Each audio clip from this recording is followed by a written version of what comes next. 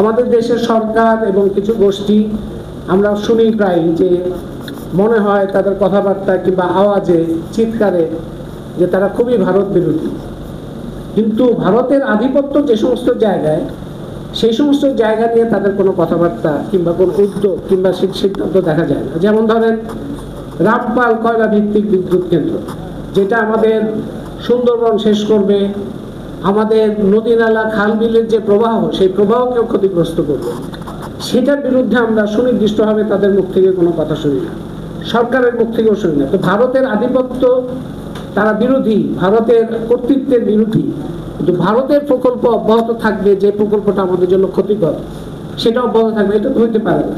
আদানি চুক্তি একটা ভয়ঙ্কর চুক্তি, সেই চুক্তি অব্যাহত থাকবে, তার সমস্ত টাকা পয়সা দিয়ে দেওয়া হবে, তাদের সাথে ভালো সম্পর্ক, এইটা তো হইতে পারে না।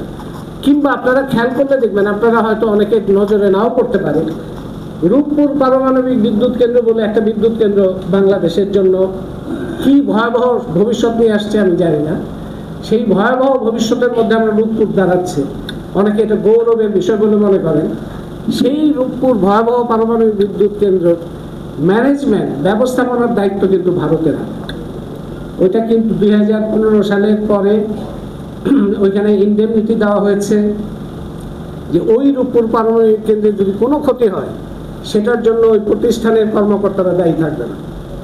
আমরা বাংলাদেশের মানুষের সর্বনাশ হবে, কিন্তু যারা এটা করবে তারা দায়ী থাকবে না, এবং সেটার ব্যবস্থাপনার দায়িত্বটা ভারতকে দিয়ে ওটা চুক্তিও স্বাক্ষর হয়েছে।